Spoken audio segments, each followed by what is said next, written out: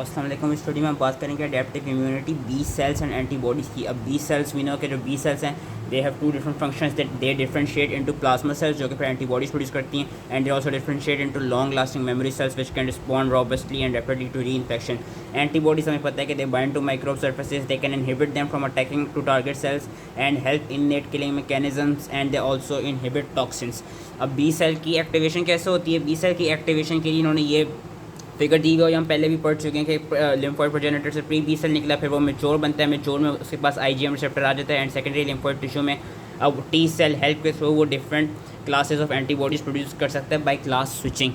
B cell की activation वैसे होती कैसे है? We know B cell constitute about 30% of lymphocytes, and इनका ये पता होना चाहिए कि ये स्प्लीन में वाइट पल्प में होते हैं और लिम्फ नोड्स में फॉलिकल्स में होते हैं, और आपके जीआई ट्रैक्ट में भी ये क्या कहते हैं पायर्स पैचेस के अंदर पाए जाते हैं। अब बी सेल्स का हमें पता है, हमने पिछली वीडियो में पढ़ा था कि जो बी सेल्स होंगे, B cells will have chemokine receptor CXCR5 जिसके थ्रू वो बी सेल फॉलिकल में जाएंगे, क्योंकि हमने पढ़ा था कि जो फॉलिकुलर हेल्पर टी सेल्स होते हैं जो कि बेसिकली बी सेल्स को हेल्प करते हैं antibodies, different types of antibodies बनाने में, they also express CXCR5 chemo receptor.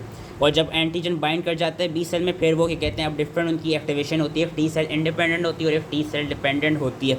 होता क्या, इसमें भी दो सिग्नल्स रिक्वायर होते हैं। एक सिग्नल वन क्या होता है? It is basically binding of antigen to the B cell receptor, and then binding of multiple B cell receptors lead to cross linking in which the B cells receptors are cluster together increasing the signals which are sent in to the cell. और signal two क्या होता है? Signal two basically different inflammatory क्या कहते हैं वो substances होते हैं जो कि सिग्नल टू प्रोड्यूस कराती हैं। अब होता क्या है, जो टी सेल इंडिपेंडेंट एक्टिवेशन होती है, इसके लिए भी हम अगर ये वाली फिगर याद करें दें हमसे इजीली टी सेल इंडिपेंडेंट और टी सेल डिपेंडेंट एक्टिवेशन याद हो जाएगी।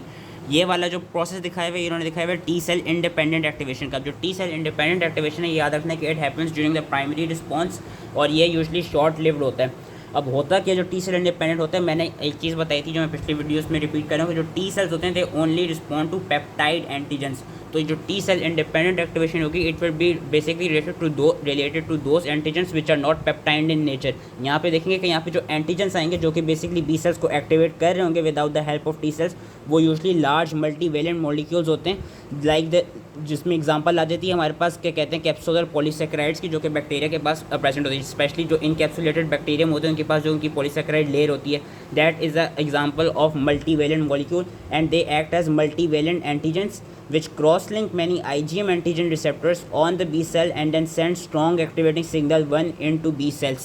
तो ये वाले जो एंटीजेंस होते हैं which are not protein in nature they will act as a multivalent molecule. इसमें और एग्जांपल आ जाती हैं डिफरेंट मैक्रोमोलिक्यूल्स की, लाइक लिपिड्स, DNA, RNA, जो कि सिग्नल 1 प्रोवाइड करती है बी सेल को। सिग्नल 1 क्या है? सिग्नल 1 ये है कि जब एंटीजन बी सेल के रिसेप्टर यानी IgM के साथ जाके इंटरेक्ट कर रहा है, इन्होंने दिखाया हुआ है कि ये मल्टीवेलेंट एंटीजन है जो कि डिफरेंट IgM के साथ उनकी क्रॉस लिंकिंग करा रहे हैं और उनके साथ जाके बाइंड कर रहे हैं। This is signal 1। सिग्नल 2 कहाँ से आते हैं? सिग्नल 2 आते हैं डिफरेंट सब्सटेंसेस से, जिसमें एग्जांपल आ जाती है हमारे पास सिग्नल 2 आ जाती है कि बी सेल्स के पास डिफरेंट पैटर्न रिकग्निशन रिसेप्टर्स होते हैं जो कि पैम्स को रिकग्नाइज करते हैं, वो पैम्स डिफरेंट सिग्नल 2 प्रोड्यूस करवाते हैं बी सेल्स में।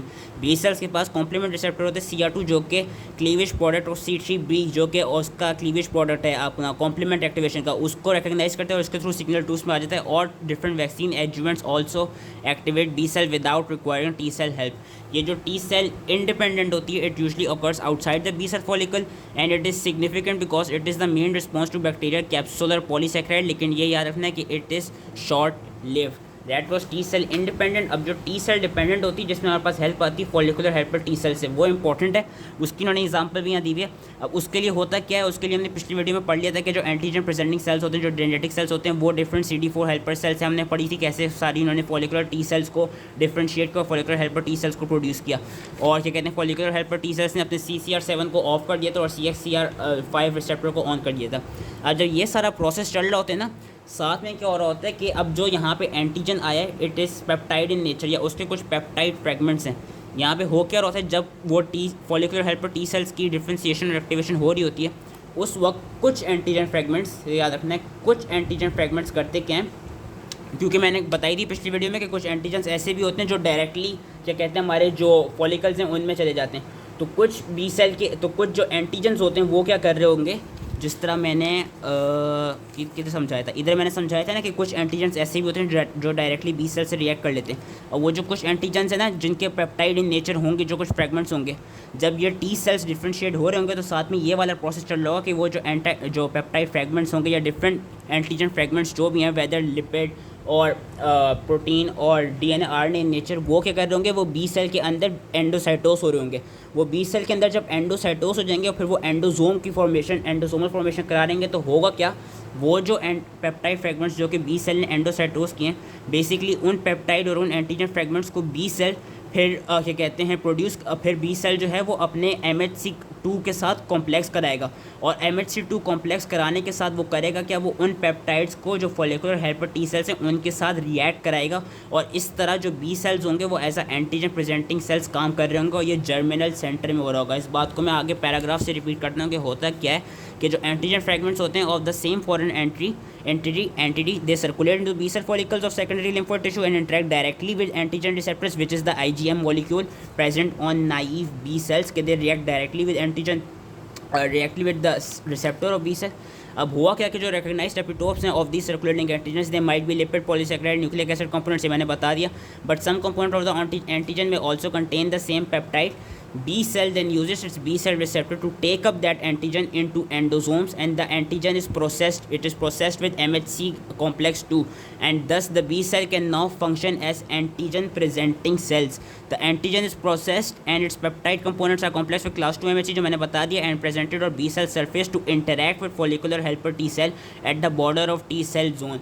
और इस तरह होता कि जब जो follicular helper T cell है, जब वो डिटेक्ट कर लेता है इस डिफरेंट एंटीजन को जो कि बी सेल क्या कहते हैं करा रहे होते, रिएक्ट करा रहे होते फॉलिकुलर हेल्पर टी सेल के साथ, तो फॉलिकुलर हेल्पर टी सेल क्या करते हैं, जो हमने पिछली वीडियो में पढ़ा था कि follicular helper T cell interleukin 21 को प्रोड्यूस करता है और वो अपने CD40 लाइगेंड को बाइंड कर देता है CD40 पे, जो कि बी सेल में प्रोड्यूस होता है। और इस तरह होता क्या है, जब वो इंटरल्यूकिन 21 प्रोड्यूस कर देता है, उससे फिर ये होता है कि 3 इंपॉर्टेंट इफेक्ट्स आते हैं बी सेल पे। वो 3 इंपॉर्टेंट इफेक्ट्स क्या है, एक तो बी सेल्स की रैपिड प्रोलिफरेशन होती है, फिर बी सेल्स की क्लास स्विचिंग होती है, और बी सेल्स की सोमेटिक हाइपर म्यूटेशन होती है। अब जो हमने पिछली वीडियो में पढ़ लिया था कि अगर CD40 लाइगेंड में डेफिशिएंसी आ गई तो फिर lead to hyper IgM syndrome, because जब CD40 लाइगेंड में वो होगी डेफिशिएंसी होगी तो उसकी वजह से टी सेल डिपेंडेंट एक्टिवेशन हो नहीं रही होगी, जिसकी वजह से डिफरेंट क्लास स्विचिंग हो नहीं रही होगी। अच्छा, क्लास स्विचिंग का याद रखना है कि जो हमने पढ़ा था कि जो इम्यूनोग्लोबुलिन्स होती हैं कि हैवी चेन का स्ट्रक्चर डिफरेंट होता है, डिफरेंट उससे डिफरेंट क्लासेस निकलती हैं, जिस तरह IgG में गैमा, IgM में म्यू, A में अल्फा, E में एप्सिलॉन।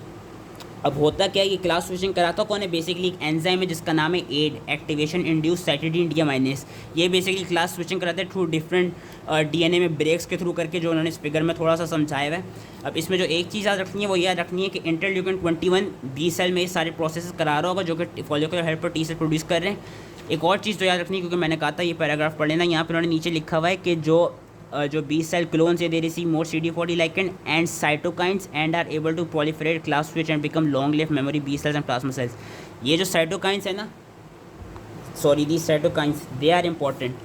अगर तो इंटरल्यूकिन 21 के साथ बी सेल को इंटरफेरॉन गैमा मिलेगा तो जो बी सेल है वो प्रोड्यूस करेगा IgG, क्योंकि हमने पढ़ा था कि इंटरफेरॉन गैमा उसमें फेगोसाइटोसिस के रिएक्शन पे हेल्प करता है, और हमने पढ़ा था कि हेल्पर टी सेल्स जो हेल्पर 1 टी सेल्स थे वो प्रोड्यूस कर रहे थे।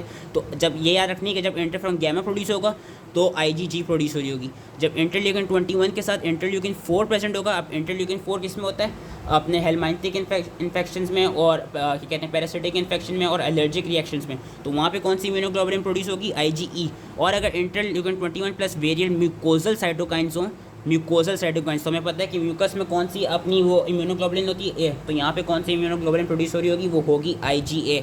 अब जो आगे के पैराग्राफ से उन्होंने बेसिकली ये जो प्रोसेस बताए हैं कि टी सेल डिपेंडेंट एक्टिवेशन में एक तो क्लास स्विचिंग होती है और दूसरा क्या होती है, दूसरा होती है आपकी एफिनिटी मैचुरेशन। वो क्लास स्विचिंग क्या है, क्लास स्विचिंग मैंने बता दिया कि जो एंजाइम है वो बेसिकली इनके जो हैवी चेन के स्ट्रक्चर्स हैं उनको वो उनमें डिफरेंट निक्स डाल के और ब्रेक्स डाल के डिफरेंट क्लासेस की इम्यूनोग्लोबुलिन बना देता है, और उन्हीं इम्यूनोग्लोबुलिन के जो वो होते हैं एंटीबॉडी फ्रेगमेंट्स होते हैं, पैप फ्रेगमेंट्स, वहाँ पर डिफरेंट न्यूक्लियोटाइड सब्स्टिट्यूशन हो जाती है जो वेरिएबल रीजन्स होते हैं हैवी और लाइट चेन्स के, उनके थ्रू फिर होता है कि उनके थ्रू जो आपके डिफरेंट बी सेल्स होते हैं वो डिफरेंट एंटीजन्स के लिए स्पेसिफिक बनते हैं, और फिर जो बी सेल एक स्पेसिफिक एंटीजन के लिए कहने स्पेसिफिक होगा, डिफरेंट एंटीजन के लिए जिस एंटीजन के लिए भी स्पेसिफिक होगा उसके लिए वो हाई एफिनिटी प्रोड्यूस कर लेगा, and that process will be known as affinity maturation, जो कि इन्होंने आगे पूरा यहाँ पे इस फिगर में समझाया हुआ है कि ये वाला बी सेल जो है इट वॉज क्या कहते हैं, जब इसने इसके साथ रिएक्ट किया इसकी एक्सपेंशन हुई, क्लास स्विचिंग हुई और एफिनिटी हाइपर जो सोमेटिक हाइपर म्यूटेशन थी उसके थ्रू वो डिफरेंट क्या कहते हैं फिर वो इम्यूनोग्लोबुलिन प्रोड्यूस करने लग गया। इसमें बस यही चीज़ इंपॉर्टेंट थी। आगे जो है आगे की जो चीज़ें वो अगर आप नहीं सुनना चाहते तो इट्स ओके, क्योंकि ये चीज़ें अब रिपीटेटिव हैं, हम पहले पढ़ चुके हैं कि प्राइमरी रिस्पांस क्या होता है, सेकेंडरी रिस्पांस क्या होता है, इन्होंने यहाँ पे दिखाया हुआ है। हमें पता है कि प्राइमरी रिस्पांस में कम एंटीबॉडीज़ बनती हैं और जो प्राइमरी रिस्पांस में सबसे पहले एंटीबॉडी बनती है वो बनती है IgM और they are detected after 7 to 10 days। फिर सेकेंडरी रिस्पांस जो सेकेंडरी एक्सपोजर होता है उसमें antibodies are produce after 3 to 5 days and they are produce at higher levels और IgG हायर लेवल्स में बनती है क्योंकि यहाँ पे मेमोरी सेल्स हमारे पास प्रेजेंट होते हैं। फंक्शंस के एंटीबॉडीज़ के ये भी हमें पता है कि activate complement to like cell membrane and active inflammation, opsonize bacteria with और without complement, stimulate immune cells Fc receptors to kill a target cell, so called antibody dependent cellular cytotoxicity and bind and neutralize more toxins and viruses। आगे इन्होंने बस ये जो different हमारी antibodies हैं उनके functions बताए हुए हैं, जिसके लिए आप ये टेबल भी याद कर सकते हैं। मैं थोड़ा सा करा लेता हूँ, ज़्यादा से ज़्यादा 2-3 मिनट ही लगेंगे। IgG हमें पता है कि it contains 2 heavy chains 2 light chains and it's linked by disulphide bonds, it is divalent. इसकी 4 सब क्लासेस होती हैं IgG1 से लेकर IgG4। इसका बस इसमें ये चीज़ पता होनी चाहिए कि IgG1 makes up total of the total about 65% of total IgG, where जो IgG2 होती है it is directed against polysaccharide antigens and is an important host defence against encapsulated bacteria. Secondary response में सबसे ज़्यादा IgG होती है और it is the only antibody which can cross the placenta by binding its FC portion to क्या कहते हैं to the placental sales. और इसमें ये चीज़ रखनी कि इट कैन ऑल्सो ये IgG and IgM these are the only two immunoglobulins which can activate the complement system and it also helps in opsonisation. Opsonisation कैसे कराती है, जो बेसिकली उसका FC पार्ट होता है, जो मैंने इम्यूनोग्लोबुलिन की वीडियो में बताया था कि जो उसका FC पार्ट होता है वो FC गैमा कहलाया जाता है। उसके थ्रू वो डिफरेंट सेल्स में जिस तरह न्यूट्रोफिल्स हो गए और वो हो गए नेचुरल किलर सेल्स हो गए उनके साथ जाके वो बाइंड कर लेता है। बाकी IgG में एक और चीज़ रखनी है कि it has terminal it might have terminal N acid क्या कहते हैं, इसके बाद डिफरेंट वो हो सकती हैं कि it can either be pro inflammatory और एंटी इन्फ्लेमेटरी। अगर तो IgG मॉलिक्यूल के पास टर्मिनल एन एसिटाइल ग्लूकोसामीन होगा तो it will be pro inflammatory because it will bind to mannose binding lectin mannose binding ligand and activate complement, whereas अगर IgG के पास सैलिक एसिड साइड चेंज होंगी तो it will not bind and become anti inflammatory. IgA का क्या है, IgA में पता है कि it is usually present in secretions like colostrum, saliva, tears, respiratory, intestinal, genital tract secretions. It prevents attachment of micro organism to mucous membrane. It also consist of 2 heavy and 2 light chains. लेकिन इसमें याद रखना है कि IgA and IgM these are the only 2 immunoglobulins which consist of one more क्या कहते हैं chain या one more molecule which is J chain. ये हम यहाँ पे देख भी सकते हैं कि IgA और IgM के पास एक J चेन भी प्रेजेंट होती है। और IgM का क्या है, IgM हमें पता है प्राइमरी रिस्पॉन्स में ज़्यादा प्रोड्यूस होती है, बी सेल रिसेप्टर में यही प्रेजेंट होती है। अच्छा इसका याद रखना है कि ये सीरम में एज अ पेंटेमर होती है, ये उन्होंने दिखाया हुआ है IgM एज अ पेंटेमर कंपोज होती है जिसके पास क्या कहते हैं 2 हैवी और 2 लाइट चेन्स हैं और एक J चेन प्रेजेंट होती है। अच्छा it can bind to complement, वो मैंने पहले बता दी थी कि IgM भी कॉम्प्लीमेंट को एक्टिवेट करती है बाय क्या कहते हैं by and resulting C3 as an option. बाकी अच्छा सिंस ये एज अ पेंटेमर होती है ना सीरम में तो इट हैज़ हाईएस्ट एविडेबिलिटी of immunoglobulins and it's the most efficient in agglutination, complement activation and other antibody reactions. IgD जो है IgD का अभी तक हमें फंक्शन पता नहीं है, ये देखा गया कि it might act as antigen receptor और ज़्यादातर surface of many B lymphocytes में होती है। और IgE का जब हम अभी नेक्स्ट वीडियो में हाइपर सेंसिटिविटी पढ़ेंगे तो मैं और सही से बता दूंगा। IgE का याद रखना है कि it mediates the immediate and epileptic hypersensitivity reactions and it participate in host defense against certain parasitic like helminthic infections। और जो इसका FC एप्सिलॉन रिसेप्टर वाली इन्होंने चीज़ इन्होंने यहाँ पे समझाई वो मैं अभी नेक्स्ट वीडियो में और समझा दूंगा जो हम हाइपर सेंसिटिविटी की पढ़ेंगे। So that was it, I hope easily समझ में आ गया हो एंड थैंक यू।